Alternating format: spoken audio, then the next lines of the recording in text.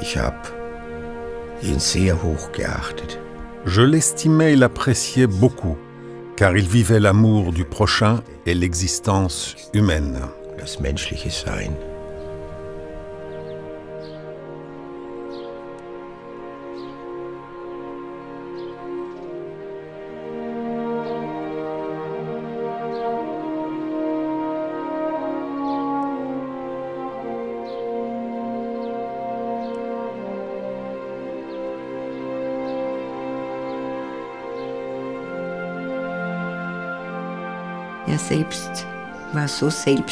Lui-même était si désintéressé, sa ténacité, son amour d'autrui, sa volonté d'aider, son désir « donnez-moi votre maladie ».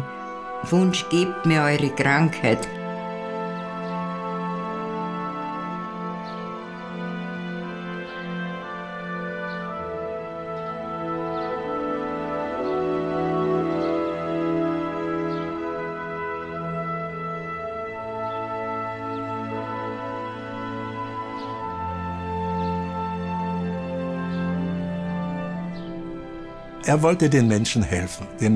Il voulait aider les hommes, ceux qui croyaient en sa faculté d'aider.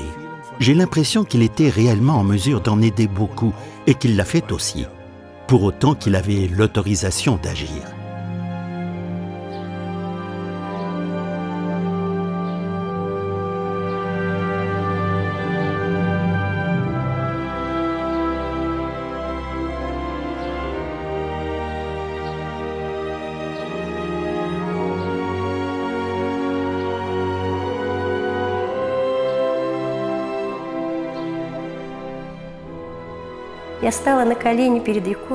Dans la nuit, je me suis mise à genoux devant une icône et j'ai pleuré toute la nuit, en remerciant Dieu pour ce miracle.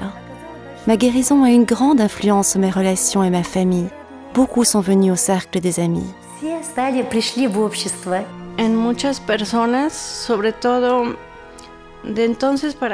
Depuis que je m'occupe des patients qui sont déjà taxés d'incurables, j'ai conseillé beaucoup de gens et les ai fait venir dans la communauté. Là, j'ai été très surprise de voir comment ils ont changé. Beaucoup d'entre eux ont recouvré la santé.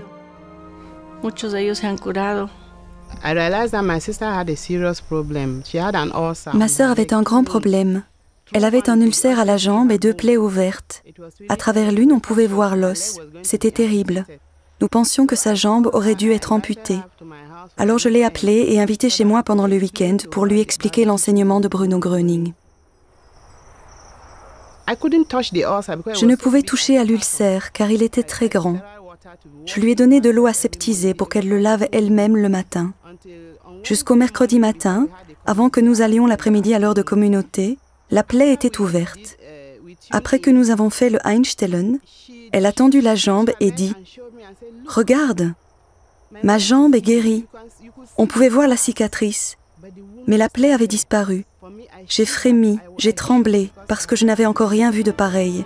C'était trop pour moi et je n'ai rien pu faire de la journée.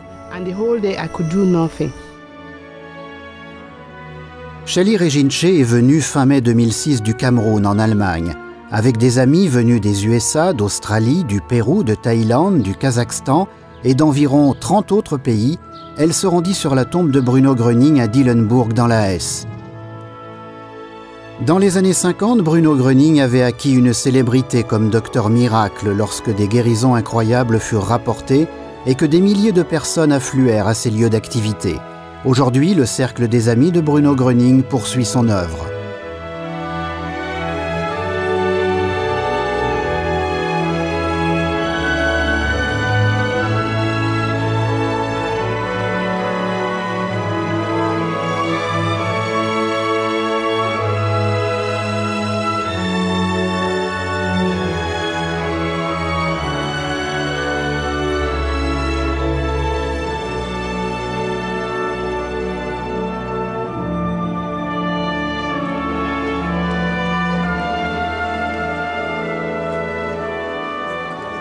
Début juin 2006, quelques 2000 amis du cercle des amis de Bruno Gröning se rencontrent à Geseke en Westphalie pour une grande cérémonie. Shelley Rejinche, ainsi que les autres amis venus du monde entier, se sont rendus à Geseke pour le 100e anniversaire de la naissance de Gröning. Beaucoup d'entre eux ont eu des guérisons stupéfiantes, telles que Rano Adilova de Géorgie. En 1969, alors que j'avais 17 ans, il m'est arrivé un grand malheur. Je travaillais dans les champs de coton et me suis empoisonnée avec les produits chimiques que les avions déversaient sur les champs. L'empoisonnement a été très violent. J'ai eu longtemps une forte fièvre, j'ai toussé et mon état de santé s'est détérioré de plus en plus. Les médecins ont diagnostiqué une bronchite qui s'est transformée en asthme allergique. Ma santé s'est tellement détériorée que j'ai été reconnue invalide au 2e degré. J'ai suivi des traitements dans les hôpitaux de Samarkand, Tashkent, Batumi et Moscou et subi une opération mais sans résultat. Mon état de santé s'est encore détérioré et on m'a reconnue invalide au 3e degré. Comme je prenais 15 comprimés de cortisone par jour, la masse osseuse a commencé à diminuer dans les hanches et les genoux. Mes pieds se sont tournés vers l'intérieur et une jambe est devenue plus courte que l'autre de 2 à 3 cm.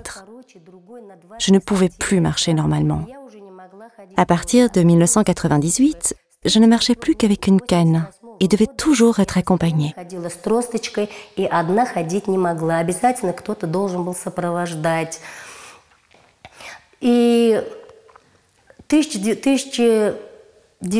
En 1990, les médecins m'ont reconnue invalide à vie et m'ont dit « Nous ne pouvons rien faire pour vous. Vivez aussi longtemps que possible. Votre maladie n'est pas guérissable. Ne restez pas allongé, sinon vous serez paralysé. »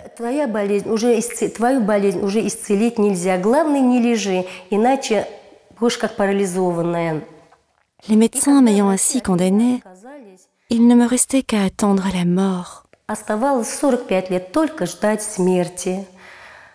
Et c'est à ce moment précis que j'ai entendu parler de Bruno Gröning et de son enseignement.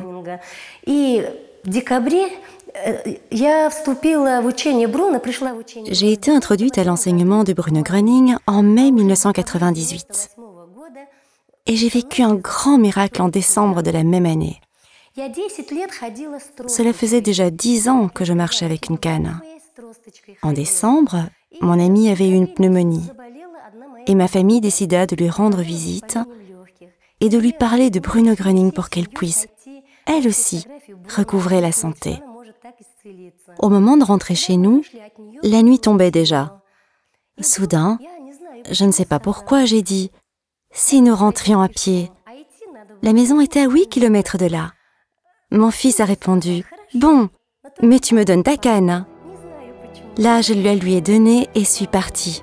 D'abord lentement et vacillante, puis je me suis redressée et j'ai marché. Je n'arrivais pas à le croire moi-même. Et les autres m'ont suivi en silence. Lorsque nous sommes arrivés à la maison, mes enfants et mon mari se sont réjouis. Mais moi, j'ai gardé le silence.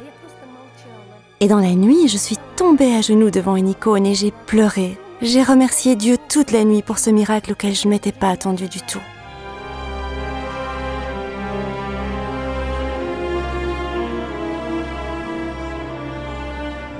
Outre les personnes guéries, de nombreux médecins sont venus assister à la cérémonie d'anniversaire à Geseke. Ils vérifient, documentent et commentent les guérisons rapportées. Ce que cette femme a vécu est un miracle. Elle peut respirer de nouveau normalement. L'asthme qui avait duré des décennies a simplement disparu. Elle peut de nouveau marcher droite et s'emboîter.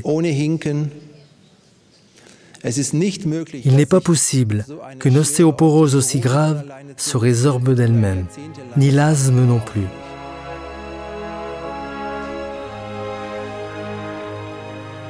En 2006, le cercle des amis de Bruno Gröning compte quelques 60 000 amis. Bien que Bruno Gröning soit décédé en 1959, les amis se réunissent aujourd'hui encore dans le monde entier pour assister à des heures de communauté et des congrès. Ils y parlent de son enseignement et des succès vécus.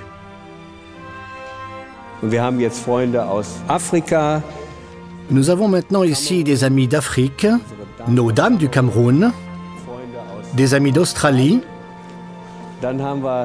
puis l'Indonésie, Jakarta, la guide de communauté de Jakarta,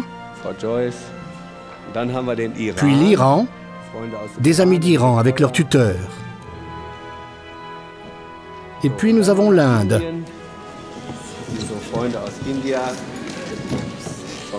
En 2006, il existe déjà des communautés dans plus de 70 pays et dans lesquelles les amis de Bruno Gröning se réunissent pour assister aux heures de communauté. Grete Häusler, directrice du Cercle des Amis, est continuellement en route pour transmettre aux gens l'enseignement de Bruno Gröning et fonder de nouvelles communautés. En janvier 2006, elle se rend en Inde pour y visiter des amis de là-bas. Sa visite est bien accueillie par les services gouvernementaux locaux de l'État fédéré du Gujarat. Elle est reçue par différents représentants politiques et on lui témoigne, ainsi qu'au Cercle des Amis de Bruno Gröning, une grande hospitalité et reconnaissance. Elle est d'abord reçue au State Parliament Ahmedabad, dans son bureau par le porte-parole de l'Assemblée législative du Gujarat, professeur Mangadbhai Patel. Nous sommes heureux que des guérisons se produisent grâce à l'enseignement de Bruno Gröning. Cela me fait très plaisir que vous vous intéressiez à Bruno Gröning et que vous m'invitiez en tant que directrice du Cercle des Amis. It enjoys me very much that you have basically an interest in the Bruno Gröning and his teaching and that you invited us this morning. 2 jours après la réception chez le porte-parole du Parlement, Grete Häusler a un nouveau rendez-vous officiel. Cette fois, elle est invitée dans le palais du gouverneur du Gujarat, Nawal Kishore Sharma. Le gouverneur reçoit Grete Häusler et les amis du cercle avec beaucoup de chaleur et de bienveillance.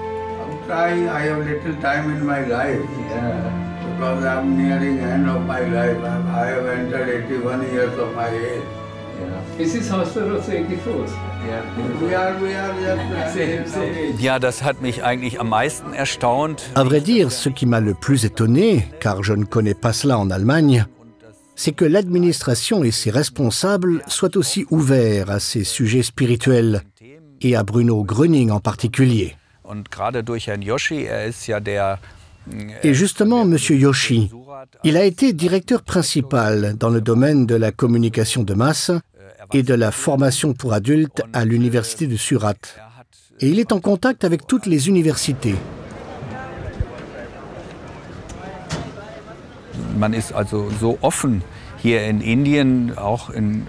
On est donc très ouvert ici en Inde, aussi au niveau le plus officiel, de telle sorte que même les représentants gouvernementaux étudient tout de suite nos documents sur Bruno Gröning, les regardent, sont intéressés.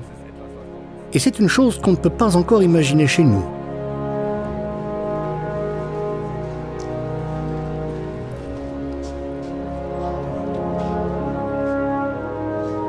Le 30 juin 2006, le gouverneur assiste à une conférence de l'ONU à Gandhinagar.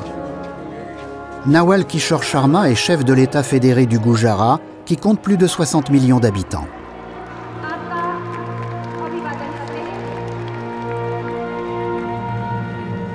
Pendant la cérémonie, le gouverneur Sharma décerne à Madame Häusler, au nom de l'ONU, une haute distinction pour son engagement pour l'enseignement de Bruno Gröning et pour la paix mondiale. First, Mrs. Grete Häusler, she is International Awardee for Excellence in Bruno Gröning Teaching and World Peace.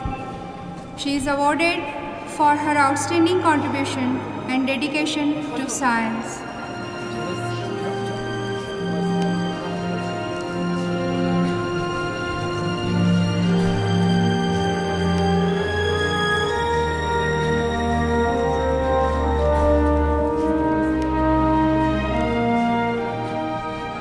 Grete Häusler s'est vue décerner plusieurs fois en Inde des distinctions officielles pour son travail, mais également dans d'autres pays comme la Russie, Sri Lanka, l'Indonésie ou la Chine.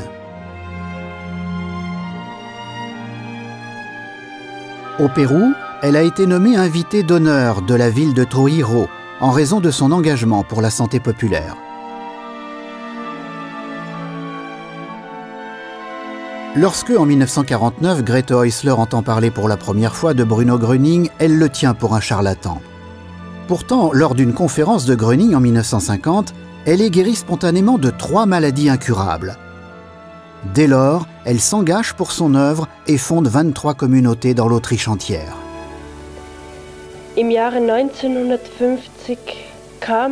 J'ai rencontré M.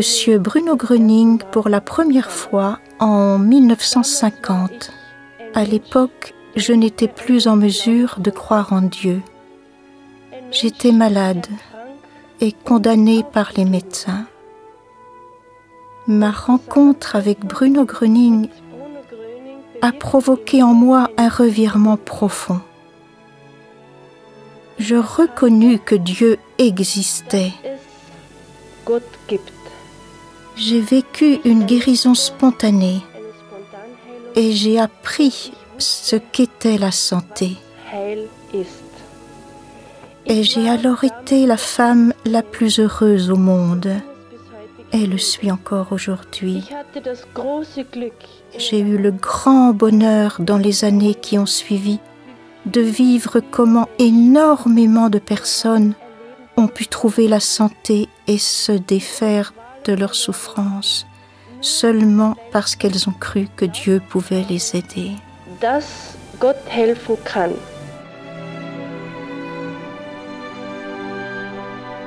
Comme Grete Häusler, beaucoup de gens reçoivent la guérison dans les années 50 grâce à Bruno Gröning.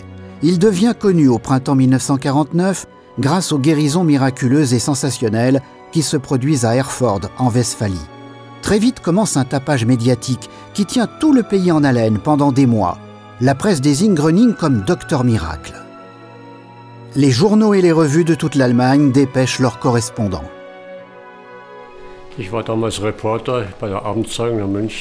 À l'époque, j'étais reporter au Journal du Soir à Munich. J'avais 20 ans, des ambitions bien sûr.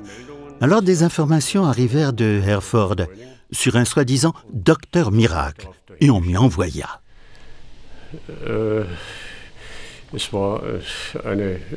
C'était une région que je ne connaissais pas du tout. En tout cas, je suis arrivé le soir. Il y avait une foule devant la maison. Il faisait nuit et il pleuvait. C'est ce dont je me souviens. Et comme cela s'était répandu comme une traînée de poudre qu'il pouvait guérir les gens en grand nombre, toute la place Wilhelm était noire de monde.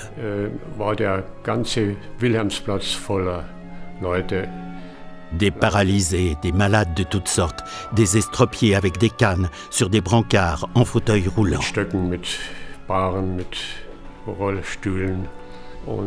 Et j'ai pu voir durant la nuit, ou bien je suis resté plus longtemps, 2 jours, en tout cas j'ai pu être témoin de guérisons spontanées, et je les ai décrites. De la cour nous parvient la nouvelle qu'un paralysé s'est soudain levé. J'y accours. Adalbert Schneider de Derschlag, entièrement paralysé des jambes depuis 3 ans, s'est levé avec l'aide de sa jeune femme et a parcouru une 20aine de mètres. Cette nuit-là, et le samedi qui suivit, je prends note entre autres des guérisons suivantes. César Zielinski de Lottinghof, paralysé de la jambe gauche et du bras droit à cause de troubles de la circulation, est guéri en l'espace de 3 minutes. Regina Schmidt de Porz, âgée de 14 ans, paralysée depuis 11 ans, est soudain en mesure de remuer son pied raidi. Un camion arrive de Cologne avec 16 personnes à bord.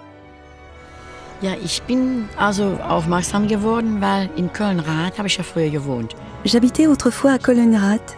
C'est une femme qui m'a mise au courant.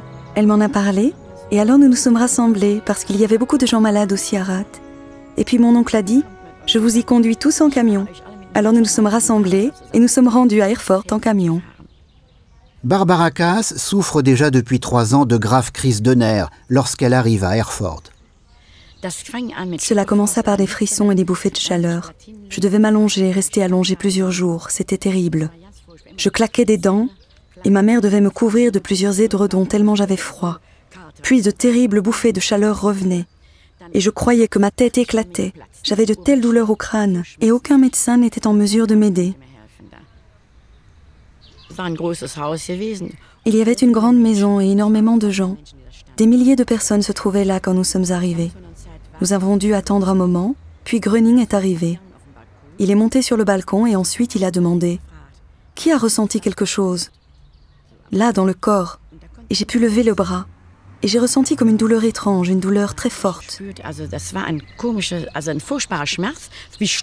C'était comme un courant qui passait en picotant des pieds jusque dans la tête. Et alors, mais ce fut très court, jusque dans la tête, et puis plus rien, c'était parti. C'était quelque chose d'étrange. Puis je me sentis beaucoup plus libre et légère. Et la maladie n'est jamais revenue. J'en suis encore maintenant tout ébahi.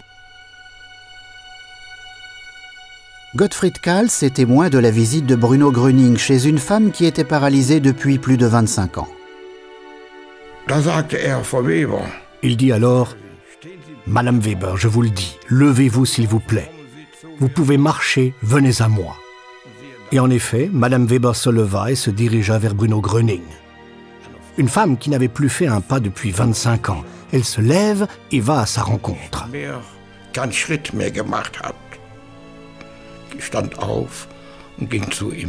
Cela a l'air d'un conte de fées, mais ce sont des faits réels.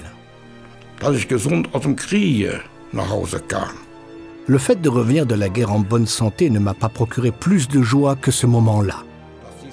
Nous n'avions pas pensé qu'une telle chose fût possible. En été 1949, de spectaculaires guérisons de masse se produisent dans un haras de Bavière. Des dizaines de milliers de personnes affluent chaque jour au Traberhof à Rosenheim pour voir Gröning. Des malades viennent aussi de l'étranger. Il se déroule des scènes inimaginables. C'était un véritable tourbillon, les journaux en étaient pleins. Naturellement, nous étions tous très curieux de voir ce que nous allions découvrir. Et quand nous arrivâmes à proximité du Traberhof, d'un seul coup, « Hosanna, Hosanna, Hosanna !» Je l'entends encore comme si j'y étais, c'était bouleversant. Und was war geschehen? Es war eine ältere Dame, das war die Großmutter, die hatte ihren Enkel. Et que s'était-il passé?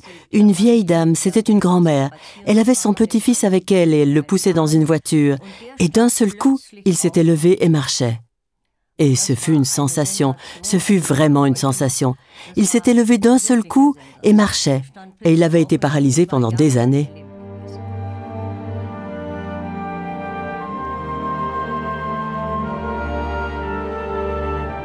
Partout où Bruno Gröning arrive, il est assailli d'une armée de malades.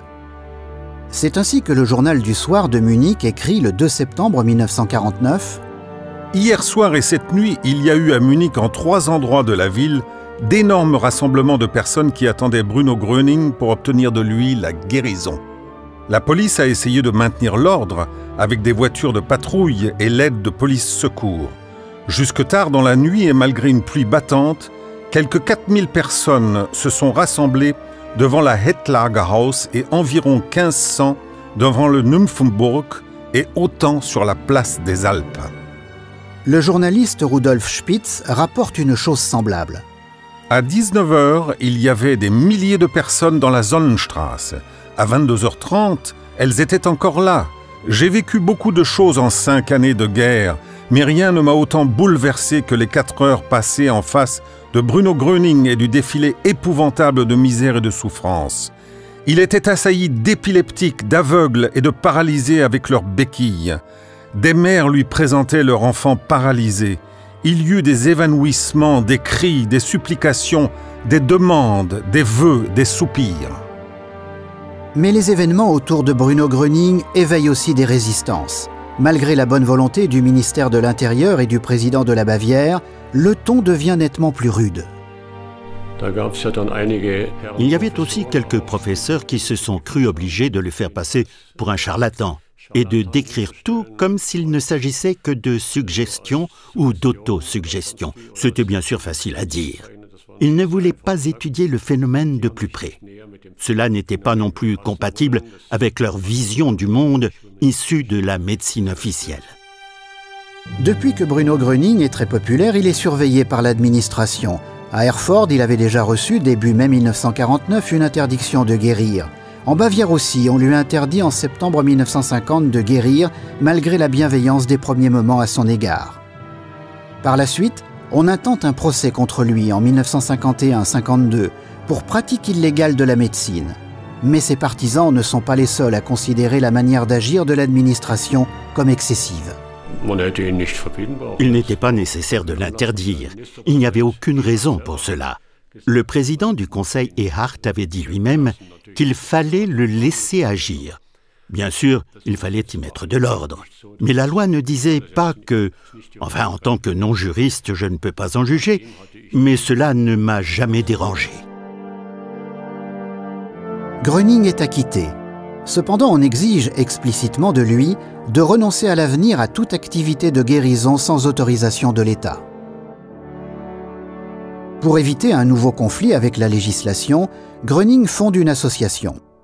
L'Union Gröning doit lui assurer la liberté de mouvement pour son action spirituelle. Il crée des communautés pour les personnes en quête d'aide et les personnes guéries. Ses amis y tiennent des réunions appelées « heures de communauté », se consacrent à son enseignement et font part de leur succès. Dans ces heures de communauté, Bruno Gröning n'apparaît lui-même qu'en tant qu'orateur et fait des conférences sur la foi, mais n'exerce aucune activité de guérison. Malgré cela, il continue de se produire des guérisons inexplicables.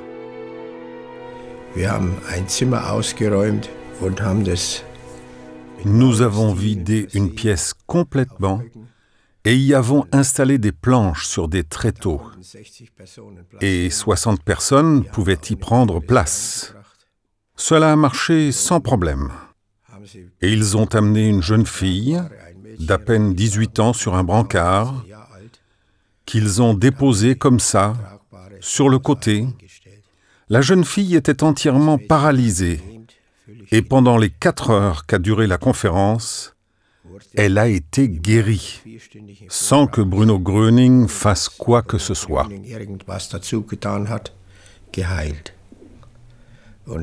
Et à la fin, après les 4 heures de conférence, elle est montée par-dessus tous les bancs pour ressortir. J'avais une appendicite. Le docteur disait qu'il fallait opérer, que c'était très urgent. Cela me faisait aussi très mal. Après que Bruno Gröning est venu, les douleurs n'étaient plus si fortes. Il est revenu 3 mois plus tard et là, il a bien fallu que je lui dise « les douleurs sont parties ». Et elles sont si bien parties que je ne les ai plus ressenties jusqu'à aujourd'hui. L'appendice est encore à sa place.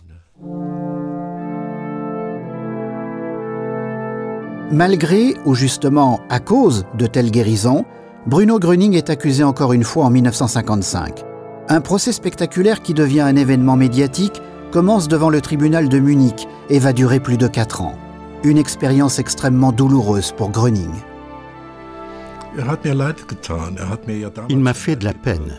Il me faisait déjà de la peine à l'époque parce que je ne pouvais m'empêcher de penser qu'on abusait de lui. C'est pourquoi il nous faisait pitié, à ma femme et à moi. Fin novembre 1958, Gröning se rend à Paris avec sa femme.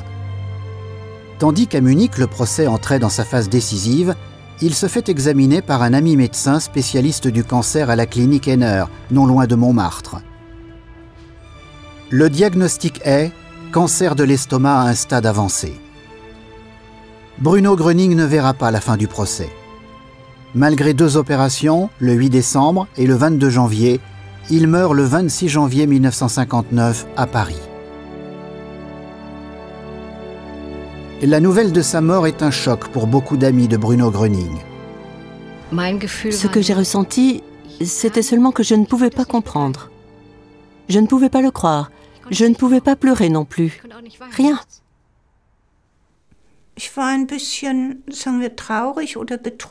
J'étais un peu attristée et affligée qu'il soit parti si tôt et ne puisse plus continuer d'agir. Oui, nous avons pensé que c'était fini. Nous nous sommes encore rencontrés plusieurs fois et chacun pensait que cela n'aurait pas de suite. Sa femme fait incinérer le corps de Bruno Gröning dans un crématorium parisien et transporter l'urne en Allemagne. Un service funèbre a lieu à Ploringen le 5 février, ainsi que l'inhumation quelques jours plus tard à Dillenburg dans la Hesse. La Cour d'appel de Bavière déclare le 18 février 1959 le procès contre Gröning terminé pour cause de décès de l'accusé. L'arrêt de cassation ne sera pas prononcé. Ainsi, aucun jugement définitif n'est prononcé dans ce litige qui s'est étendu sur 4 ans et 3 instances. La plupart des amis de Bruno Gröning se dispersent alors. Pourtant, un petit nombre d'entre eux croient à une prédiction surprenante qu'il a faite. J'ai pensé que c'était dommage qu'on ne le voie plus. Mais il a dit, « Quand je serai retourné au Père, je serai encore parmi vous. » Oui, il a dit « Quand je ne serai plus, tous ceux qui demanderont de l'aide la recevront s'ils font ce que j'ai dit. » Il disait toujours « Quand je ne serai plus avec mon corps sur cette terre, je ne serai pas parti.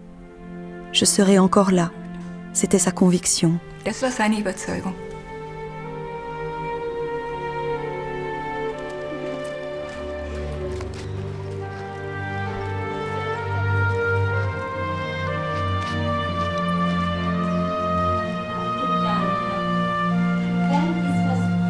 Quand Grete Häusler se rend en Inde en janvier 2006, il y a longtemps que la prédiction de Bruno Gröning s'est avérée juste. Ainsi que dans beaucoup d'autres pays, il y a en Inde des dizaines de communautés du cercle des amis de Bruno Gröning. Ici, Grete Häusler rend visite à une communauté dans une école supérieure de futurs professeurs près de Gandhinagar. Je vous souhaite une bonne heure de communauté, bénie de Dieu. I wish you a good from God-blessed community with us. मैं ईश्वर से प्रार्थना करती हूँ ईश्वर के आशीर्वाद आपकी कमेंट को मिले।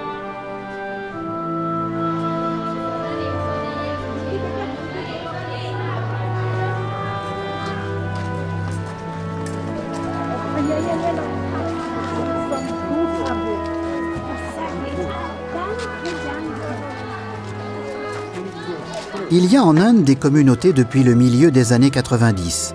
Manfred Fortmann, qui accompagne Grete Häusler pendant son voyage, se souvient de cette époque.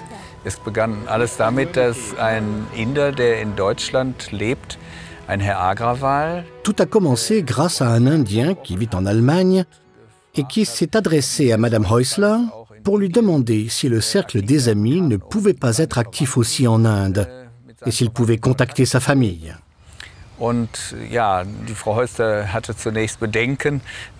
Madame Häusler hésita d'abord, parce qu'il existe déjà ici en Inde tellement de groupes spirituels, des maîtres et des guérisseurs et tout ce qu'on peut imaginer. Nous faisions donc des réserves, mais cette première visite eut quand même lieu et je fus tout de suite de la partie.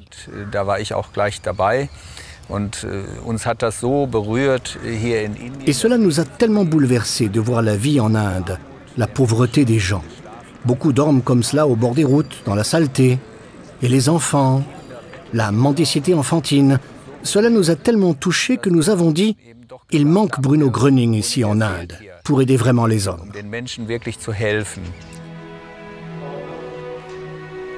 Des congrès ont déjà lieu régulièrement depuis quelques années dans plusieurs régions de l'Inde, comme ici, à Gandhinagar, en janvier 2006. Au cours de ces congrès, les amis captent en commun le Heilstrom, échangent leurs expériences faites avec l'enseignement de Bruno Gröning et écoutent les témoignages de réussite.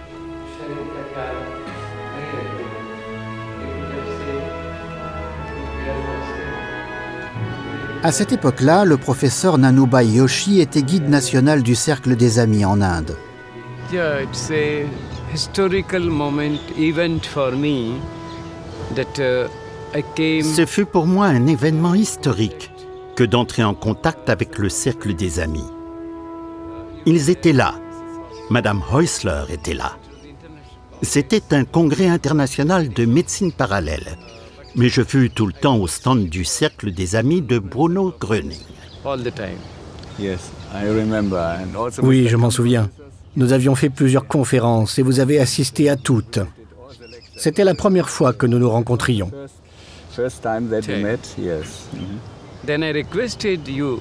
Puis je vous ai demandé de venir au Gujarat.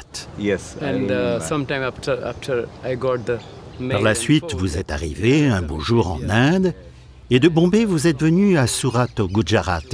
Et nous avons fait, pour commencer, 3 conférences d'introduction.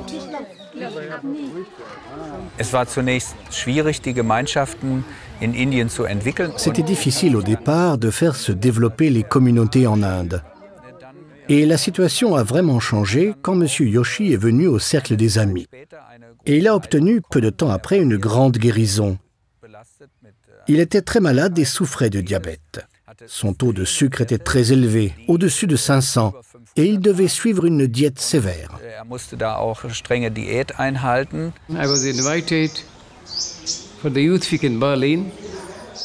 Je fus invité à la Semaine des Jeunes à Berlin. J'avais le diabète et souffrais beaucoup. Ma jambe et mes articulations faisaient mal, mes yeux étaient affaiblis, mes dents aussi. Et mon état de santé était très mauvais. Mais pendant la Semaine des Jeunes, je me suis senti très bien, très à l'aise. Et j'ai commencé à manger des choses sucrées et aussi de la glace. Mais je ne pouvais pas mesurer ma glycémie. Diabetes, but after that I have to visit the University of Oxford. J'ai dû ensuite me rendre à l'université d'Oxford. Et pendant mon séjour en Angleterre, j'ai logé chez un médecin indien. Celui-ci a contrôlé mon taux de glycémie, lequel était de 155 ou 160. C'était un miracle, car il était très haut depuis 15 ans. Parfois entre 500 et 540, malgré les injections d'insuline. J'étais un cas médical tout particulier. Et j'ai obtenu la guérison pendant la Semaine des Jeunes à Berlin. Cela a été un événement historique pour moi. Et je serai toujours reconnaissant envers Bruno Gröning. Le professeur Nanubhai Yoshi a permis au Cercle des Amis en Inde d'entrer en contact avec des universités, des professeurs, des hommes politiques et d'importantes personnalités de la vie publique, comme par exemple le Dr Priya Ranjan Trivedi, chef du Parti vert indien, qui est aussi guide de communauté dans le Cercle des Amis. Leader in North India, Delhi, Trivedi ji, from Bruno Gröning Circle of Friends.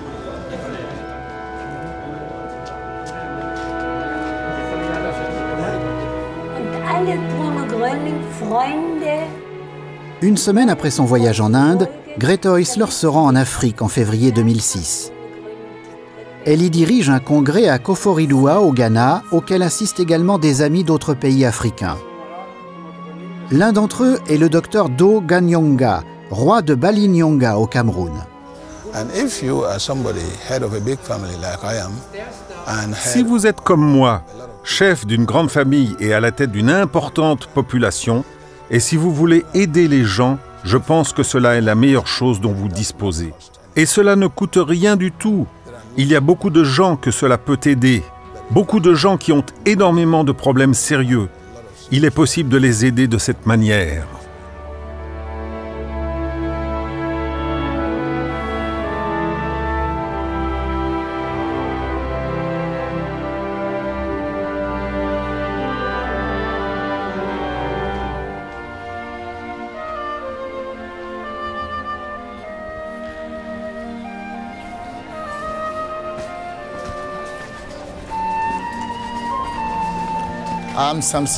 Je m'appelle Samson Adjetai et suis guide de la communauté d'Accra au Ghana.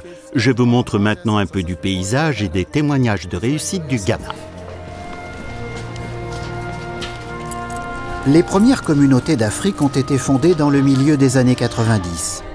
D'abord en Afrique du Sud et en Namibie. Ensuite dans d'autres pays comme le Congo, le Togo, le Burundi, l'Angola, l'Ouganda et la Tanzanie, la Tunisie, le Maroc et le Soudan. Et aussi à l'île Maurice et Madagascar.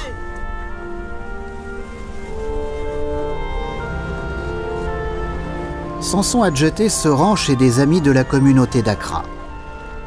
Au Ghana, comme dans d'autres pays africains, des guérisons surprenantes se sont produites ces dernières années. Hello. Oh yeah. Hello, Mr. Samson. You're welcome. Yeah, how are you? Fine. How's your wife? Alfred Kwasi Agbetsiafa a été guéri d'une maladie cardiaque et par gratitude, il est déjà actif depuis quelques années au sein du Cercle des Amis. Sa femme Lily avait souffert d'asthme pendant 35 ans et a été également guérie.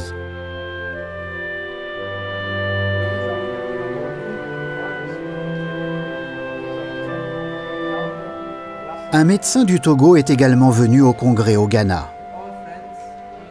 Oui, j'ai connu l'enseignement de Bruno Gröning à travers la quête de la guérison de ma femme, qui était malade depuis 8 ans. Elle avait de violents maux de tête, c'est-à-dire les migraines, qui s'accompagnaient d'asthénie générale, la fatigue, dyspnée, elle n'arrivait pas à respirer. Bref, un malaise général. Elle dormait à peine, elle passait pratiquement des nuits blanches. Elle ne pouvait même plus faire le ménage, donc ce qui m'a conduit à chercher une fille de ménage pour s'occuper de mes enfants. C'est alors qu'un ami m'a parlé de l'enseignement de Bruno Gröning, qu'un congrès devait se tenir au Ghana du 3 au 5 février 2006. Je n'avais pas de choix parce que j'avais perdu énormément d'argent pour la soigner. Comme c'était une guérison spirituelle, il a fallu que je m'y aventure. Je me suis rendu au Ghana, j'ai suivi le congrès et le 7, j'étais revenu à Lomé et progressivement, elle revenait à elle-même. Les maux de tête ont disparu, plus de maux de tête, la respiration, le sommeil est revenu, elle dort bien, la joie revient dans la famille. Mais au bout de 3 mois, progressivement, toutes ces douleurs, tous ces malaises sont disparus. Et ma femme est guérie. Je rends grâce à Dieu. Maintenant, elle dort, elle fait son ménage elle-même. Nous n'avons plus besoin d'un enfant pour s'occuper de nos 3 enfants. Donc elle est complètement guérie.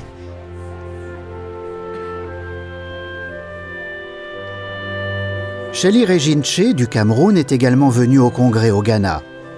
Elle souffrait de malaria depuis son enfance. Pendant des décennies, elle avait eu des crises de paludisme avec fièvre et violents maux de tête. Je devais toujours aller à l'hôpital à cause de la malaria. J'avais essayé tous les nouveaux médicaments, mais rien ne semblait agir. J'avais travaillé à l'hôpital avec beaucoup de médecins. J'étais allée d'un médecin à l'autre, dans l'espoir d'obtenir un traitement. Ils avaient tous pitié de moi et faisaient ce qu'ils pouvaient. Mais ma santé ne s'améliorait pas. Je connais Madame Che depuis de longues années. J'ai vécu 11 ans au Cameroun. Il était une de mes collègues à l'hôpital. Elle est diététicienne. Je travaillais à l'hôpital de la province de Bamenda. Elle était en fait très bien soignée. Elle allait voir tous les mois un professeur renommé dans la capitale Yaoundé, lequel la soignait spécialement pour la malaria. Elle avait essayé toutes les formes possibles de thérapie, ainsi qu'elle me l'a raconté, aussi la méthode traditionnelle. Elle a adapté sa nourriture, essayé tout ce qui était en son pouvoir et ce que la médecine traditionnelle offrait. Malgré tout cela, elle n'arrivait pas à sortir de ce cercle vicieux. Toutes les 4 à 6 semaines, une crise de paludisme. Madame le docteur Ganyonga connaissait très bien mon problème. Elle me donnait le fascicule d'introduction à l'enseignement de Bruno Gröning et me dit qu'elle croyait que celui-ci allait m'aider. Avant de retourner en Allemagne, elle m'a apporté quelques cassettes d'introduction à l'enseignement de Bruno Gröning. Je les ai écoutées tous les jours, matin et soir, et essayé en même temps de faire le Einstellen. Et peu à peu, je me suis sentie mieux.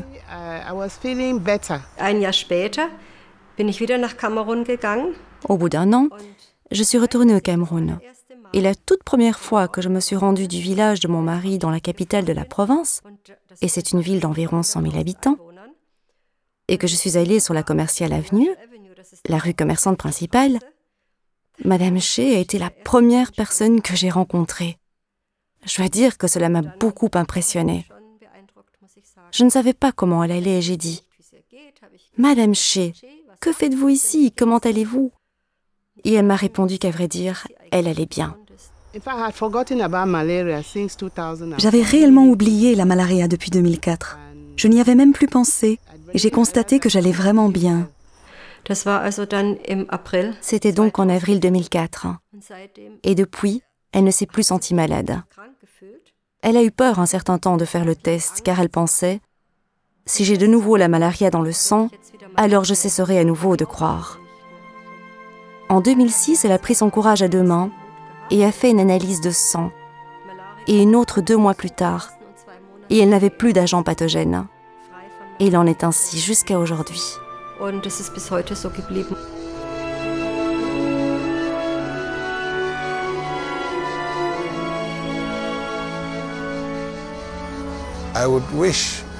Je souhaiterais que tous les gens s'ouvrent et acceptent l'enseignement de Bruno Gröning pour que tous ceux qui ont besoin d'aide puissent la recevoir. Pourquoi ne pas aider tous les habitants du Cameroun et de toute l'Afrique? Mon vœu concernant l'enseignement de Bruno Gröning est que de plus en plus de gens reçoivent cet enseignement et l'acceptent pour que toute la misère humaine soit éradiquée, pour que les gens puissent vivre et se sentir êtres humains comme partout dans le monde. Je viens de vivre cela à Nairobi. Il y avait là un homme qui avait, après un grave accident, de violentes douleurs dans les 2 épaules. Une vertèbre cervicale avait été fracturée. 3 opérations. Pendant plus de 10 ans, des douleurs du niveau 7 sur 10, malgré les médicaments, donc des douleurs des plus intenses. Il assiste à la conférence, ressent ce picotement dans le corps. À la fin, on demande « Qu'avez-vous ressenti ?» Il me regarde et dit « Je n'ai plus rien, les douleurs sont parties. » Après 10 ans, avec toutes les possibilités, la morphine, donc les médicaments les plus forts, les douleurs disparaissent spontanément. Et si vous êtes témoin d'une chose pareille, les guérisons spontanées ne sont pas la règle, mais elles se produisent. Et cela après des années. Alors vous savez, c'est la réalité. Cela existe vraiment. La guérison par voie spirituelle, selon l'enseignement de Bruno Gröning. Ce ne sont pas des histoires. C'est une vérité dont chacun peut profiter s'il le veut. C'est aussi le but de notre travail au sein du groupe médico-scientifique spécialisé de donner une base à cela. M. Gröning disait toujours « Je ne veux pas d'argent, je veux seulement un acte écrit comme preuve. » Et je comprends de plus en plus. Les gens ont besoin aujourd'hui de le voir noir sur blanc. Sinon, ils pensent que ce sont des histoires, des contes de fées. C'est pourquoi nous avons formé des centaines de personnes qui veulent nous aider, par gratitude, à établir avec les personnes guéries ce que nous appelons des témoignages de réussite. Also ein Geheilter oder ein eben Freund, der eine Hilfe erhalten hat. Donc, une personne guérie ou un ami ayant reçu une aide raconte cela dans la communauté. Les communautés se réunissent toutes les 3 semaines et ce rapport y est tout de suite consigné par le responsable des témoignages de réussite ou par un aide sous forme de rapport immédiat. On note donc tout de suite, dans les grandes lignes, ce qui s'est passé.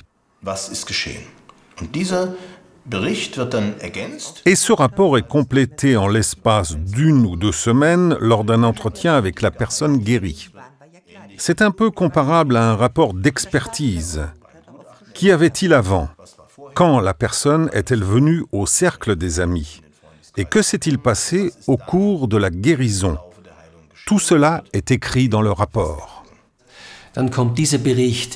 Puis ce rapport arrive dans un groupe de travail dont l'un des membres est médecin.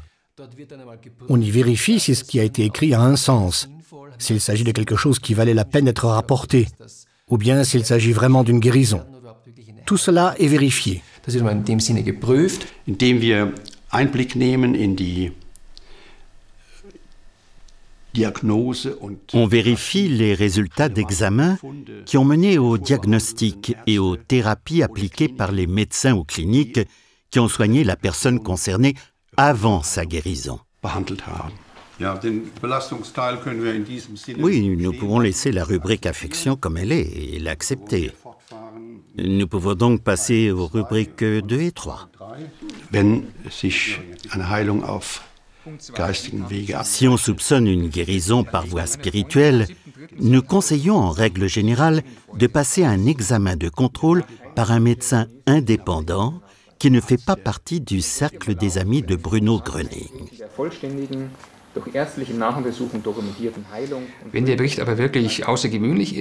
Mais si le rapport est vraiment exceptionnel, il est alors documenté et commenté par le médecin. Le médecin le prend dans la commission de contrôle supérieure, pour ainsi dire.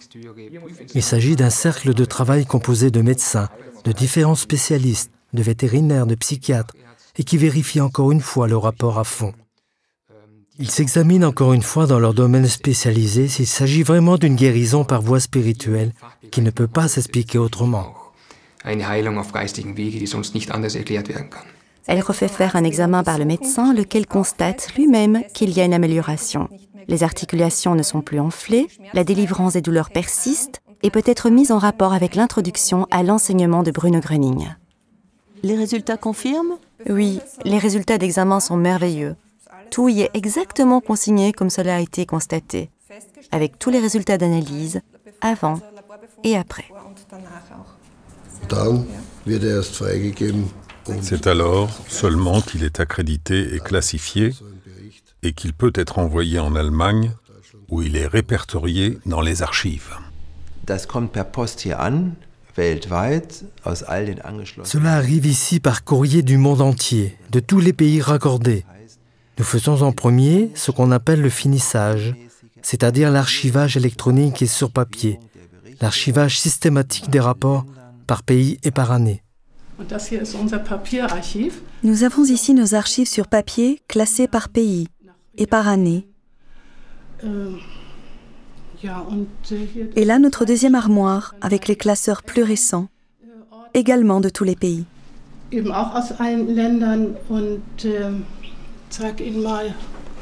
Je vous montre maintenant quelques rapports de réussite d'Allemagne.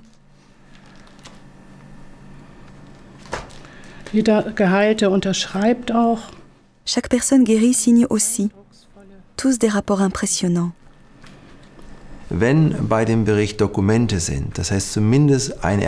Lorsque des documents sont joints au rapport, c'est-à-dire au moins un résultat d'examen médical, de manière optimale d'avant et d'après la guérison, alors ces documents sont transmis avec une copie du rapport au service de documentation. Il y a là plusieurs bénévoles qui ne classent pas ces rapports par pays ni par année, mais par catégorie de diagnostic.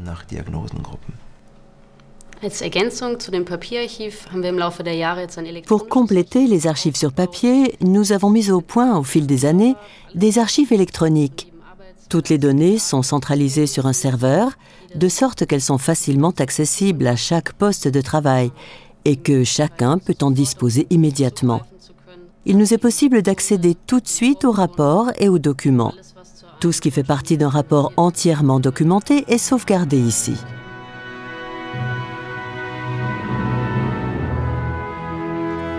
Aujourd'hui, beaucoup de médecins, de psychologues, de naturopathes et autres professionnels de la santé travaillent à la documentation des guérisons au cercle des amis. Il y a des congrès de médecins dans beaucoup de pays, comme ici près de Cologne. En décembre 1984, M. Kamp, alors étudiant, entend pour la première fois parler de Bruno Gröning.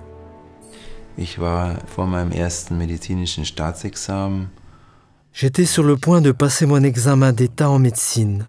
J'ai étudié à Münster et à Hambourg, et je suis encore allé en ville et suis tombé par hasard sur un stand dans la rue. Il faisait très froid. C'était début décembre et l'hiver était rude. Nous avions installé une table et un panneau d'affichage avec le portrait de Bruno Gröning. À l'époque, on le dessinait encore. Et la légende « Il n'y a pas d'incurable ». Et nous étions là dans un froid glacial et distribuions des tracts. J'ai essayé de discuter avec eux pour savoir si une telle chose était vraie ou pas.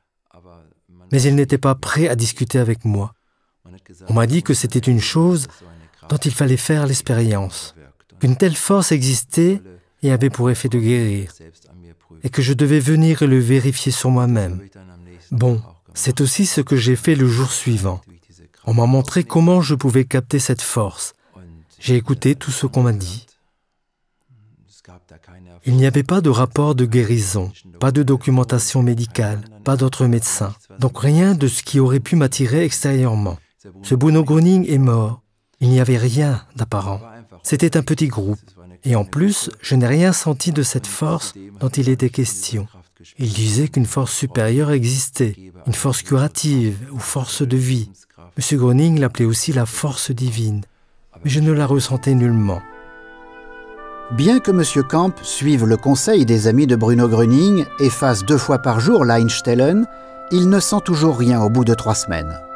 Je pensais, pourquoi est-ce que je ne sens rien? Certains en sont convaincus. Est-ce de la fumisterie ou bien y a-t-il quelque chose de vrai là-dedans? Quelque chose m'a tiré dans mon fort intérieur. Et là, j'ai dit dans mon cœur, seulement en pensée, « Mon Dieu, si cela est vrai, ce qu'a dit ce Bruno Gröning, s'il existe vraiment cette force dont je n'ai jamais entendu parler dans aucune de mes études, ni dans aucune université, alors, s'il te plaît, fais que je la ressente aussi une fois. » Et je n'oublierai jamais.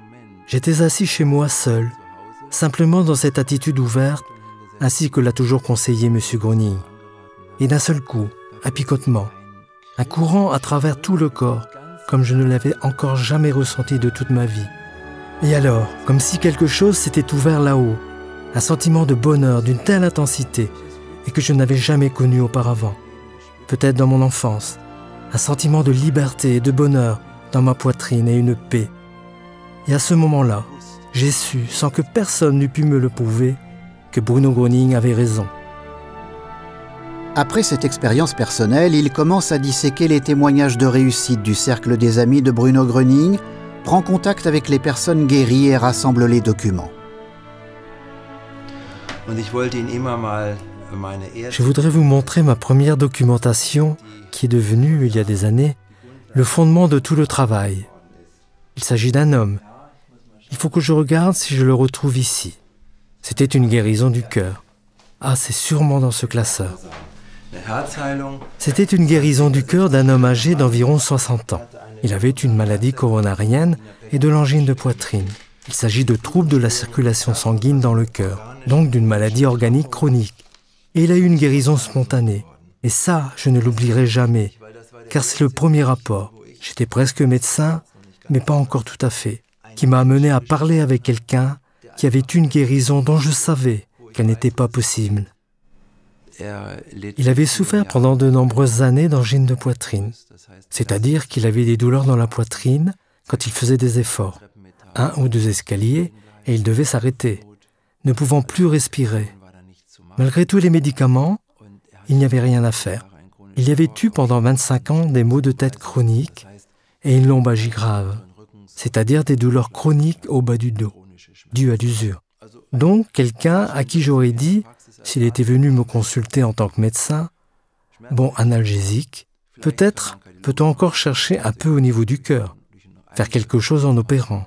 Mais sinon, il n'y a plus rien à attendre des médicaments. Il faut vivre avec. Et lui, c'est ce qu'on m'a dit, il est allé à une introduction à l'enseignement de Bruno Gröning. Et après, il était guéri. Je lui ai téléphoné et lui ai dit, « Cher monsieur, dites-moi s'il vous plaît, qu'avez-vous fait ?» Et lui, « Rien. » Je lui dis, « Comment rien ?» Et lui, « Je suis allé à une introduction à l'enseignement de Bruno Gröning. Et là, ils m'ont dit qu'il existait une force, comme on s'ouvrait à celle-ci, et qu'il fallait se séparer en pensée de la maladie, que la maladie ne faisait pas partie de l'homme, ni de moi non plus. Et c'est ce que j'ai fait. Tiens, ai-je dit. Et que s'est-il passé alors? Il y a eu un léger picotement dans mon corps. Tiens, et alors? Eh bien, je suis reparti. Et que s'est-il passé après? Eh bien, je suis retourné chez moi, et vous savez, j'habite au 4e étage, et l'ascenseur était en panne. Alors j'ai monté les escaliers jusqu'au 4e. Et une fois arrivé devant ma porte, je me suis dit, quelque chose n'est pas comme d'habitude. Je ne me suis pas arrêté en cours de route à cause d'étouffement. Et je n'ai pas eu besoin de nitrolingual. J'ai monté les 4 étages en une fois. Pas d'étouffement, pas de pression dans la poitrine. Puis je me suis aperçu que les maux de tête que j'avais eus nuit et jour pendant 25 ans avaient disparu. Et le dos était libéré aussi. Cet homme a vécu une guérison spontanée par voie spirituelle selon l'enseignement de Bruno Gröning. Et je lui ai dit au téléphone, « Cher monsieur, je fais bien vous croire, mais personne d'autre ne vous croira. Tout le monde vous dira que vous aviez des douleurs psychogènes, que des douleurs cardiaques étaient d'origine psychique, nerveuse, que vous vous étiez peut-être surmené, que vous aviez des problèmes, ou que sais-je. Qui est votre médecin ?» Il m'a confié le nom de son médecin, il était un patient privé. J'ai demandé les résultats des examens et le diagnostic était clair, maladie coronarienne. Les résultats des examens étaient à disposition. Il y avait un test d'effort avec les réactions typiques. Tous les symptômes de maladie étaient là. Le diagnostic était sûr. Il y avait eu aussi tous les médicaments correspondants. Entre-temps, il s'était mis d'accord avec son médecin pour les réduire petit à petit, et il a même pu les arrêter complètement par la suite. Alors, je lui ai demandé de passer un examen de contrôle. Et cela a été pour moi un moment très particulier quand j'ai regardé les documents, les résultats des examens avant et après la guérison, et qu'il était démontré, grâce à des examens objectifs, et non un sentiment éprouvé par la personne, qu'il s'était passé là quelque chose, à savoir la guérison d'une maladie coronarienne. Il m'a même raconté qu'il faisait des randonnées de montagne dans la forêt noire, de la danse folklorique. Il n'avait plus de douleur. Ici, ce sont les résultats des examens avant la guérison. Il y est documenté de façon très claire qu'il s'agit d'une maladie coronarienne avec les dérivations typiques de l'électrocardiogramme. Et ici, les résultats pour la guérison. De nouveau le même examen, et les signes ont disparu, c'est-à-dire l'électrocardiogramme d'effort tout à fait normal d'une personne saine. J'ai compris depuis qu'en tant que médecin, je devais prendre au sérieux le travail ici, et ce qui se passe au sein du cercle des amis de Bruno Gröning. Je ne peux pas l'ignorer. Dans les années qui suivent, de plus en plus de médecins et de professionnels de la santé viennent au cercle des amis de Bruno Gröning. En 1992, M. Camp propose à Grete Häusler de fonder un propre groupe pour le nombre croissant des amis de profession médicale. Grete Häusler est favorable. Il m'est venu une pensée, dit-elle. Groupe médico-scientifique spécialisé du cercle des amis de Bruno Gröning. Vous connaissez la suite jusqu'à aujourd'hui. Nous avons parlé dans des universités sur invitation officielle et sur demande. De plus en plus de médecins sont venus.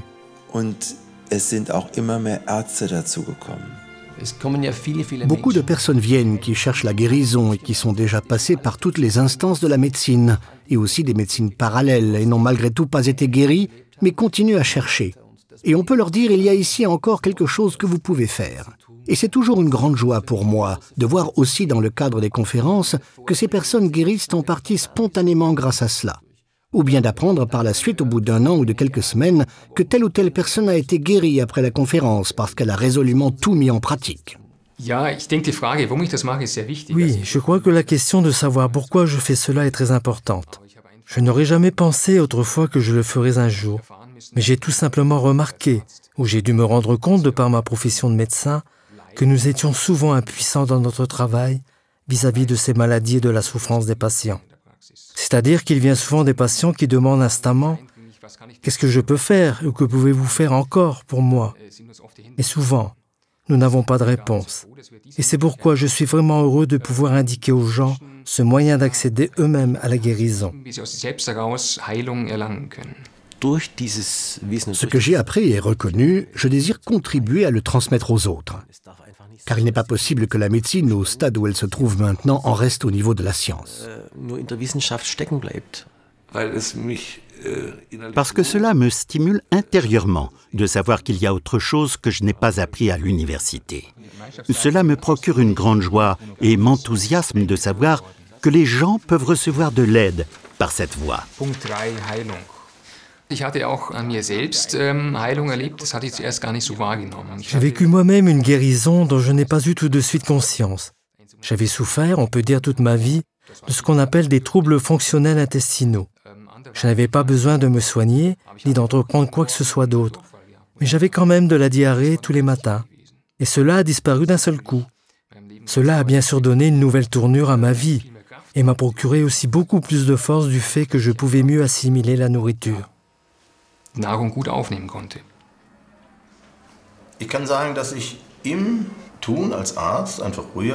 Je peux dire que je suis devenu plus calme dans mon travail de médecin. pas seulement dans mon travail avec les patients, mais aussi en ce qui concerne l'organisation de cours de formation continue, leur déroulement et les conférences. Et puis, il y a encore autre chose qui m'a beaucoup touché à l'époque. J'avais une déchirure interne du ménisque, une blessure contractée au genou droit en faisant du sport. Mes collègues m'avaient déjà proposé une opération, même aussi une opération plus importante, avec modification de la position des grands os de la jambe, ce que j'ai bien sûr refusé d'emblée. Mais je n'ai pas eu besoin non plus de l'opération du ménisque proprement dite. Grâce à la réception du Heilstrom, j'ai été guéri. Über die Aufnahme des Heilstroms eine Heilung bekommen. Je me suis réveillé un beau matin avec la moitié gauche de mon visage entièrement paralysée. Alors bien sûr, en tant que médecin, on commence à se faire des idées.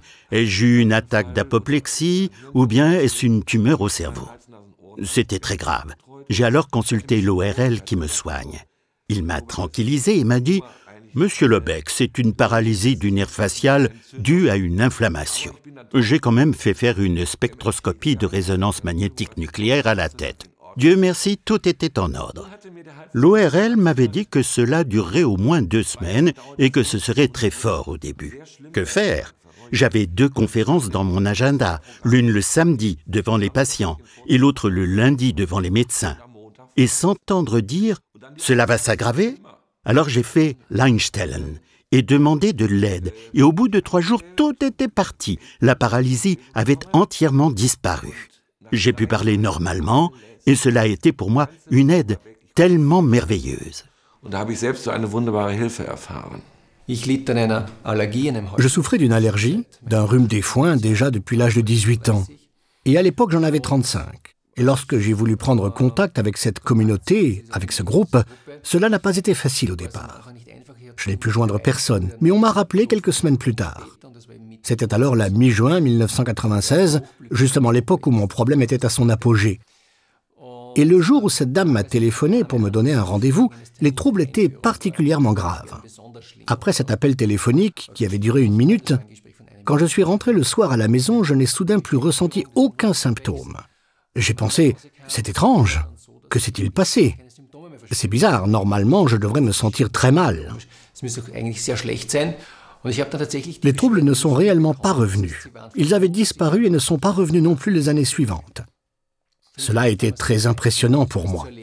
Au premier instant, lors du premier contact avec ce sujet, j'obtiens d'un seul coup la guérison, laquelle était inexplicable pour moi.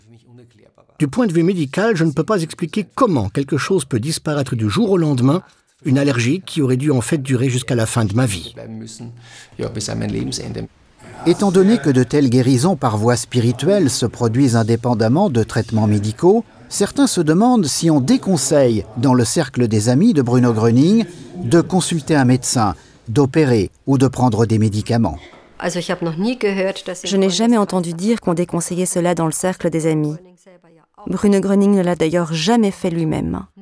Il n'a jamais dit à personne de ne pas aller chez le médecin. Au contraire. Non. Ce serait pour moi une raison de ne pas faire partie du cercle des amis de Bruno Gröning.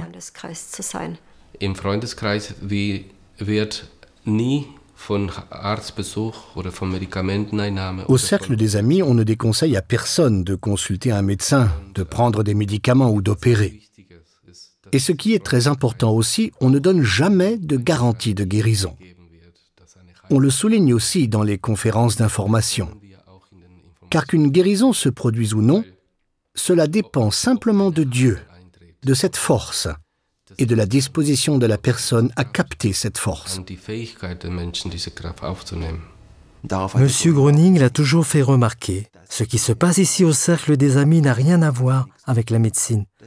C'est aussi pourquoi il a dit « Je ne traite aucune maladie ». Il n'est pas question ici de traitement de maladie. Il n'est pas non plus un guérisseur. Il n'y a aucun guérisseur. Il s'agit simplement de ce que l'homme trouve une nouvelle orientation intérieure et ouvre quelque chose qu'il avait oublié. Maintes personnes qui entendent parler pour la première fois du cercle des amis de Bruno Gröning se demandent s'ils ont affaire à un groupe sérieux. J'ai toujours été attachée à la religion Et au début, j'avais des doutes, je l'avoue. Il faut aussi avoir le courage de le dire. Quand on vient d'un milieu croyant, catholique, on se demande bien un peu « Où es-tu ici ?» Et on pense bien sûr au mot secte. Wo bist du hier? Dann denkt man natürlich an das Wort Sekte. Tout au début, j'éprouvais une grande joie. Oui, c'est quelque chose de beau et quelque chose de bon. Et j'en ai parlé à tous, à ma famille, à mes amis, au travail. J'en ai parlé partout. Et bien sûr, cela a suscité beaucoup de réactions de différentes sortes. Surtout, fais attention. On ne sait jamais, sois prudente.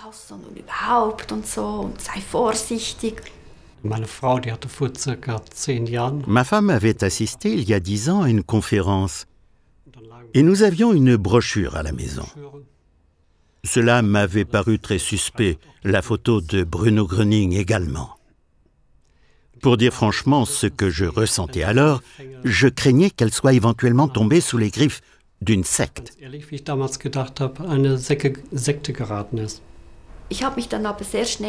J'ai alors tout de suite réfléchi à ce qu'est une secte. J'ai supposé la chose, examiné le cercle des amis et considéré ce que je ressentais, la façon dont je le voyais, ce que j'y avais vécu jusqu'alors et examiné ce qu'est une secte en réalité. Et je me suis dit, non, ce n'est pas une secte, car le libre arbitre y est considéré comme primordial. Ce qui a été décisif pour moi et m'a permis de poursuivre le travail ici, au Cercle des Amis, c'est que la liberté personnelle est toujours respectée. Si un jour cela ne me plaît plus, je peux dire du jour au lendemain « Au revoir, je ne veux pas, cherchez quelqu'un d'autre ». Ou bien je peux partir définitivement, personne ne me court après. Personne ne m'a encore jamais dit ce que je ne devais pas faire, ou donner un ordre quelconque, ou demander de l'argent. Rien de ce que l'on entend en fait par secte n'est valable ici. Et on ne m'a jamais demandé non plus de renier ma religion. Au contraire, j'ai retrouvé la foi.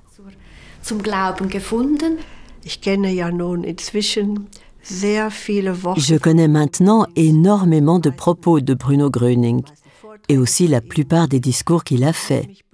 Et cela m'a rassuré qu'il dise « Gardez votre religion, allez dans les maisons de Dieu de votre religion, de votre confession. » Je trouve toujours que c'est une bonne chose que Bruno Gröning ait montré lui-même la direction à prendre.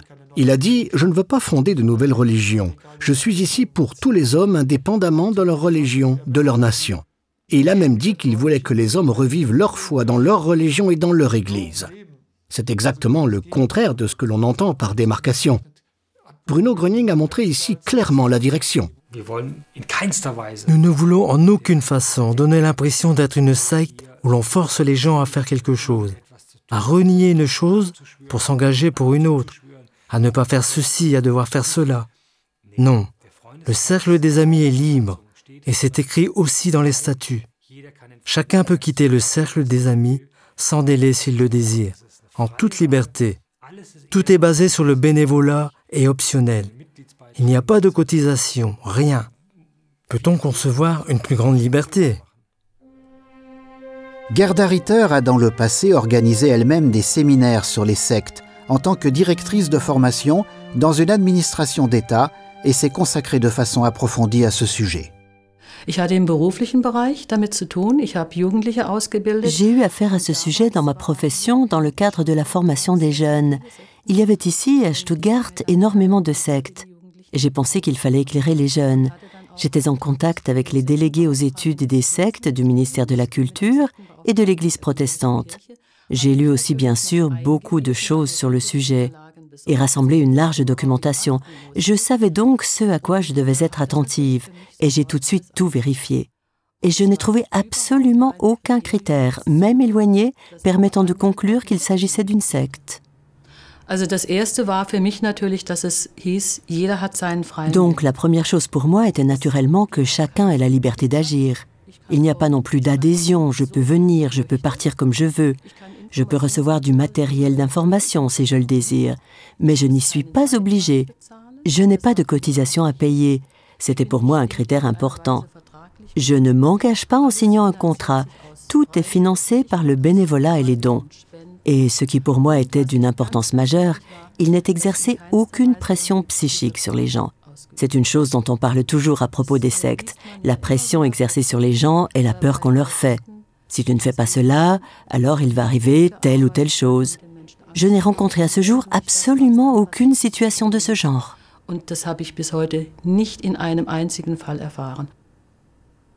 Le théologien suisse Christoph Peter Baumann d'Inforel à Bâle ne trouve non plus au cercle des amis de Bruno Gröning de ressemblance avec une secte.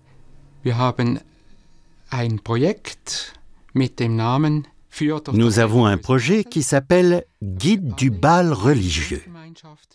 Nous avons rendu visite à toutes les communautés religieuses ou communautés qui se consacrent à des sujets religieux et les avons décrites d'après des critères théologiques précis. J'ai donc parlé entre autres avec Madame Häusler quand elle était venue à Bâle aux journées psy. Nous avons constaté qu'il ne s'agissait pas d'une communauté religieuse proprement dite, mais comme son nom l'indique, d'un cercle d'amis.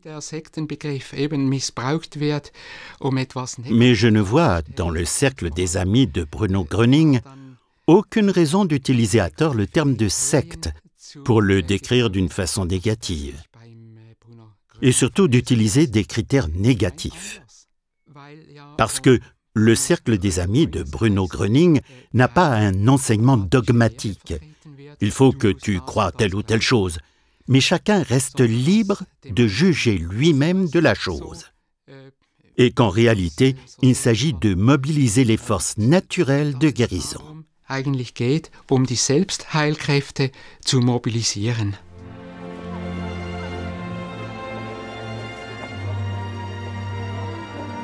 Le cercle des amis de Bruno Gröning est financé uniquement par des dons.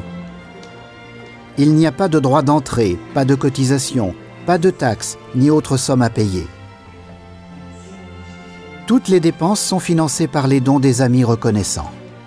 L'expérience montre qu'au cercle des amis, il y a toujours l'argent nécessaire pour financer toutes les tâches à accomplir. Depuis le début des années 90, Manfred Fortmann est avec sa femme responsable de la trésorerie au sein du cercle des amis. Il fait déjà en 1991 une expérience capitale.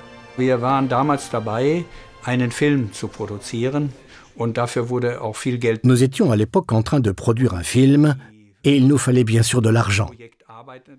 Les amis qui travaillaient à ce projet m'ont dit qu'ils avaient besoin de 21 300 marks pour le prochain tournage. C'était encore l'époque du Deutschmark. Et notre caisse était vide. J'ai donc pensé qu'il nous faudrait épargner. Nous en avons parlé, ma femme et moi, à Madame Häusler, qui nous a déclaré « Bruno Gröning nous a confié cette tâche et il nous donnera tout ce dont nous avons besoin. » C'était un mercredi. Le week-end suivant, nous avions un congrès.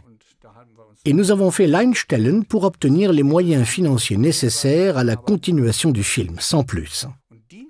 Et le mardi suivant, donc même pas une semaine après, Madame Häusler vient me voir, tenant dans sa main quelques enveloppes, et dit « Monsieur Fortmann, on m'a remis des dons pour notre film. Comptez donc combien cela fait. » J'ai alors ouvert les enveloppes et fus très surpris. Nous avions reçu de quelques donateurs, j'en connaissais quelques-uns, d'autres pas, et certains étaient même restés anonymes, la somme totale de 21 300 Deutschmark. Et cela m'a très touché et impressionné. Et j'ai pensé, comment cela est-il possible? Et je savais, le cercle est régi par d'autres lois que ce que l'on connaît habituellement. Si la mission nous est confiée, nous obtiendrons tout ce qui est nécessaire. Pendant toutes ces années, nous avons toujours eu l'argent nécessaire pour payer le matériel de formation, par exemple, et aussi tout le reste. Et je crois que c'est une chose unique au monde, qu'une organisation aussi importante fonctionne uniquement sur la base de dons. C'est seulement possible parce que tout ce qui aide ici, y compris la direction, ne touche aucun argent. C'est-à-dire qu'ils le font bénévolement. Et je crois que c'est une chose unique. Il y a beaucoup, des milliers de bénévoles qui mettent la main à la pâte ici, au cercle des amis.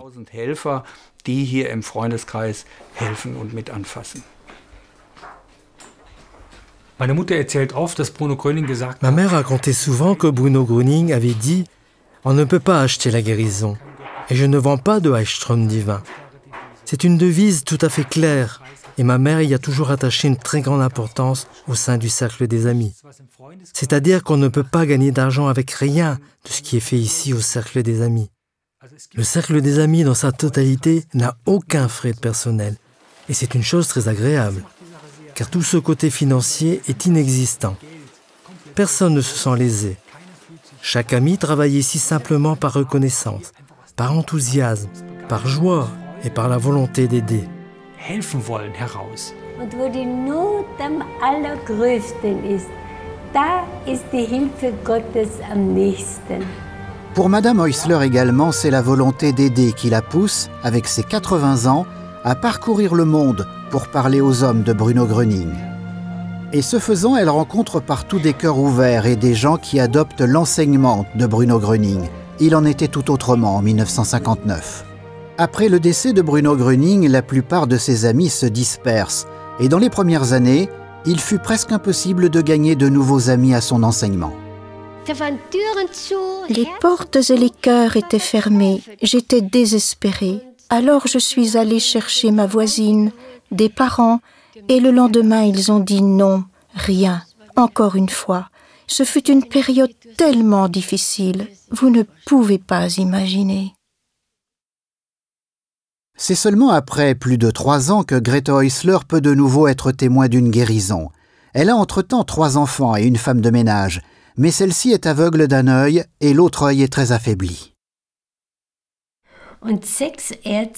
6 médecins, 6 spécialistes lui avaient dit qu'elle ne pourrait jamais plus recouvrer la vue.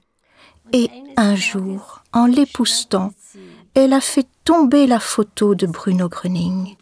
Et le verre a volé en éclats. Je lui dis, « Savez-vous qui est cet homme ?» Elle tenait la photo dans ses mains et les éclats de verre par terre. « Non ?» Alors je lui dis, « C'est Bruno Gröning, et grâce à lui, j'ai été guérie. » Elle regarda la photo et dit, « Mais qu'est-ce qui se passe ?» Je sens comme un courant qui me traverse des pieds jusqu'à la tête. Elle a reçu en cet instant, pour la première fois, la force guérisseuse. Et je lui ai parlé de Bruno Gröning, de ce que j'avais vécu avec lui. Peu après, elle est venue et m'a dit « J'ai très mal à la tête. » Je lui ai dit « C'est une bonne chose. Cela travaille dans votre tête et c'est une bonne chose. C'est le Heilstrom qui commence à agir. » Et le jour suivant, elle vient et me dit « Madame Häusler, je peux voir. Ce matin, j'ai enlevé du pus de mon œil et depuis, je peux tout voir. »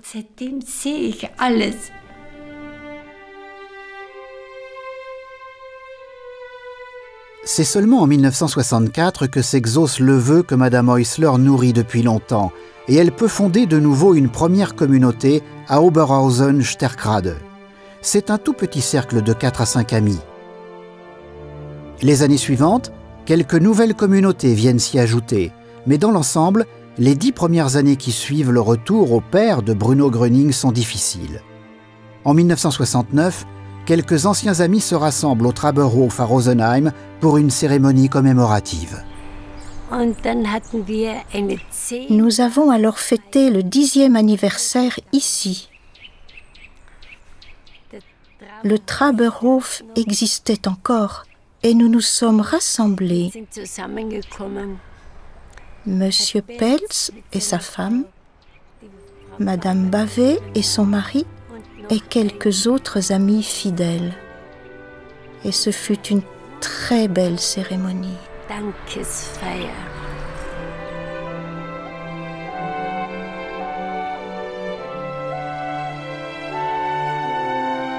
Au début des années 70 ont lieu pour la première fois des congrès de formation des guides de communauté. Le cercle entier des amis de Bruno Gröning ne comptait alors que 50 à 60 personnes. C'est donc un petit nombre d'amis qui se rendent à Stuttgart pour la formation des guides de communauté. Nous étions 7 et l'année suivante, nous étions déjà 14. Et lorsque les 14 étaient là, chacun a raconté ce qu'il avait vécu avec Bruno Gröning. C'était ce qu'il y avait de plus beau, de plus merveilleux. Alors, je me suis permis de dire « Et les gens dans la rue, qu'en est-il pour eux? Pour nous, tout va bien. S'il arrive quelque chose, nous faisons l'Einstellen. Bruno nous aide. Les guérisons se produisent. Mais les autres, comment peuvent-ils le savoir? Donc, nous devons nous adresser au public et écrire dans les journaux que les guérisons se produisent encore. » Alors, ils me sont tous tombés dessus, surtout pas, car le calme est enfin revenu après tout ce qui avait été dit de mal sur Bruno Gröning. Et maintenant, vous voulez faire ressurgir tout cela dans la presse. Alors j'ai demandé à mon cœur et acquis la certitude que cela était nécessaire. Je suis donc allée au Neues Blatt et je les ai priés d'écrire un article sur les guérisons qui continuent de se produire. Le journal Neues Blatt fait paraître l'article en septembre 1974. Quelques 200 personnes en quête d'aide réagissent. De nouvelles communautés sont fondées et il se produit de grandes guérisons. J'avais de graves affections quand je suis venue à l'introduction chez Madame Häusler. À vrai dire, j'étais désespérée. J'avais de bons médecins autour de moi, mais ils ne savaient plus que faire. Mon mari travaillait aussi à l'hôpital. Nous étions donc bien entourés, mais aucune guérison ne se produisait. Et comme je ne trouvais d'aide nulle part, je suis venue ici au Cercle des Amis. J'avais de fortes douleurs au rachis cervical à la suite d'un accident. Une grave lésion entraînant une motricité restreinte. Un disque du rachis lombal était usé. J'avais des lumbago, de fortes douleurs et une motricité restreinte.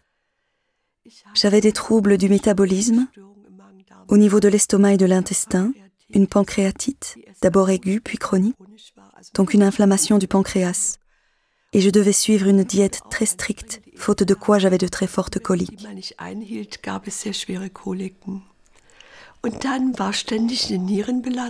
Puis une maladie permanente des reins, suppuration, affaissement, calculs rénaux, 2 grands ulcères au côlon descendant. J'avais une tension extrêmement basse, des rhumatismes musculaires des 2 côtés du rachis, souvent avec des nœuds gros comme des œufs. On me faisait des cataplasmes de boue minérale, des bains, des massages. Cela me soulageait mais ne me guérissait pas. À vrai dire, tout mon corps était tellement délabré que j'étais dépendante de l'aide d'autrui. Des aides soignantes s'occupaient de moi. L'orthopédiste m'avait dit que je ne verrais plus mes enfants grandir si je ne suivais pas ses instructions. Or, c'était mon vœu le plus cher. Et quelles étaient ces instructions? 5 minutes de couture, 5 minutes de repassage, ne plus jamais rien porter de lourd, ne plus travailler comme aide-soignante. C'était vraiment très peu pour une famille de 7 personnes.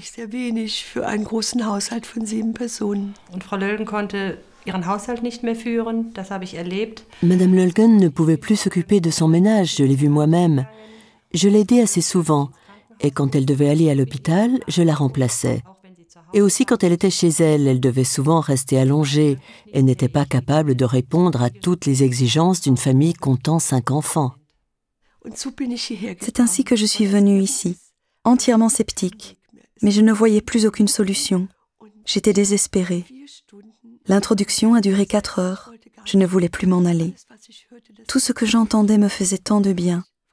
Madame Häusler m'a conseillé de laisser là tout ce qui était un fardeau, de tout remettre à Bruno Gröning. Et c'est ce que j'ai fait au fond de moi-même. Je n'ai rien dit et je pensais, si cela est possible, je n'ai rien à perdre, mais tout à gagner. Quand je suis rentrée chez moi, toute ma famille m'attendait déjà et voulait savoir comment j'allais. Je les ai simplement priés de capter cette force et tout a bien marché. Je me suis très réjouie que mon mari accepte de le faire. Pendant toutes ses études de théologie, il n'avait jamais entendu parler de la force divine, mais il l'a sentie. Dans la nuit qui suivit, Madame Lölgen eut encore une fois de fortes douleurs, mais le lendemain matin, sa surprise fut très grande. J'ai sauté de mon lit, ce que je ne pouvais jamais faire sinon, et je n'avais plus de douleur. Après tant d'années, plus de douleur, et cela m'a rendue heureuse. Je pouvais lever les bras, tourner la tête dans tous les sens. Cela n'allait pas de soi. Je ne pouvais parfois les lever que jusqu'à mi-hauteur à cause des rhumatismes musculaires. Je ne sentais plus aucun nœud, alors qu'ils étaient très apparents avant, et plus de douleur au ventre.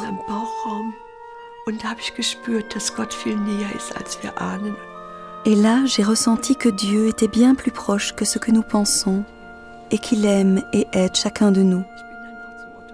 Sur le conseil de Madame Häusler, je suis allée chez l'orthopédiste. Je lui ai dit que je retravaillais, et il a fait tout de suite des radios, car il m'avait prédit une mort prochaine si je faisais tout cela. Je n'avais plus besoin d'aide soignante, et il a constaté que le disque intervertébral était en parfait état. Je n'étais jamais sortie aussi heureuse de chez le médecin, et à l'époque, une nouvelle vie a commencé pour moi et pour mon entourage, et rien n'est revenu de toutes les maladies. Tout était parti. Oui, et c'est resté ainsi. Et cela va faire en mai 33 ans que je suis en bonne santé. Je me sens si heureuse et si bien. J'avais à peu près 40 ans quand je suis venue ici. Et je vais en avoir 74. Et je me sens tellement jeune et peux tout faire. Et cela me procure de la joie. Toute ma vie est remplie de joie. Fin 1976, le Neues Blatt publie un second article qui fait état des guérisons qui se sont produites depuis le premier reportage. L'article provoque un véritable déferlement. 2400 appels au secours arrivent d'Allemagne, d'Autriche, de la Suisse et d'autres pays. Le téléphone sonne du matin au soir. Il arrive de 25 à 100 lettres par jour et de nombreuses personnes en quête d'aide sonnent à la porte. Parfois, déjà tard le soir, des gens sonnaient à notre porte à Cologne. « Vous connaissez Bruno Gröning? Pouvez-vous nous aider, s'il vous plaît ?» Ils venaient de Hollande, on ne pouvait pas les renvoyer. Ils avaient réussi à avoir notre adresse par le journal. Et je ne l'oublierai jamais. Un dimanche, un homme est arrivé chez nous au Grimberg. Il était derrière la clôture et dit « Est-ce bien ici qu'habitent les Häusler ? Maman, il y a quelqu'un. » « Oui, entrez. D'où venez-vous ? » « Je viens de Suisse. J'ai lu cet article et sais qu'on peut être guéri ici. Aidez-moi, s'il vous plaît. Je le vois encore aujourd'hui comme s'il était devant moi. Il était venu de Suisse sans s'être annoncé, car il avait simplement remarqué qu'ici, il pouvait être guéri. Je me souviens que ma mère organisait des cercles de travail chez nous, dans la salle de séjour. Et les amis venaient. Et puis on écrivait des adresses. Il y avait des enveloppes et du papier, ici, là, partout. Et on mettait tout sous enveloppe. Et cela partait au courrier. C'était un vrai essaim d'abeilles qui travaillaient là le soir. Ils venaient tous le soir, après le travail. Et c'est ainsi que les toutes petites communautés qui existaient déjà se sont remplies. Désormais, Madame Häusler voyage beaucoup. Comme dans les années 50, lorsqu'elle avait édifié 23 communautés en Autriche, elle est maintenant par monts et par vaux et s'occupe de personnes en quête d'aide en Allemagne, en Autriche et en Suisse. De nouvelles communautés sont fondées partout. De plus en plus d'amis l'ont accompagnée. Il y avait aussi M. Epstein qui a été guéri d'un cancer. Il se produisait beaucoup de guérisons. C'était un bonheur d'être témoin des guérisons qui étaient souvent spontanées. Nous allions en Suisse, en France, en Autriche, en Bavière. Il y avait partout de toutes petites communautés. En Suisse, une salle de séjour leur suffisait. Là aussi, de grandes guérisons. Partout où Madame Häusler venait, de grandes guérisons eurent lieu. Elle n'avait pas peur du chemin à parcourir. Chaque personne en quête d'aide comptait pour elle. Mais d'une certaine manière, cela ne convenait pas à l'association. Bien que ce fût une source de dons, on pensait que cela coûtait trop cher d'aller partout. La trésorerie avait changé. Il y avait là quelqu'un qui était directeur de banque et qui jugeait tout cela trop coûteux. Puis il fut décidé un jour que les amis de Suisse devaient tout faire tout seuls. Pourquoi? Parce qu'ils n'avaient pas assez d'argent. L'association et son trésorier ont dit « Nous n'avons pas assez d'argent pour payer les voyages en Suisse. Donc, elle n'a plus le droit d'aller en Suisse. » On l'a rappelée à l'ordre, et elle n'avait plus le droit d'aller en Suisse. Ils ont alors été livrés à eux-mêmes. Une communauté ne peut pas être soutenue efficacement à l'aide du téléphone. Et elle s'est dissoute. Alors ma mère était dans tous ces états. On ne peut pas faire une chose pareille. On ne peut pas se laisser tout dicter par l'argent. On ne peut tout de même pas faire ce que le trésorier nous dit. La situation s'aggrave de jour en jour et arrive à son apogée le 15 mai 1979. Le comité de direction de l'association envoie à Greta Häusler une carte postale laconique lui demandant de démissionner.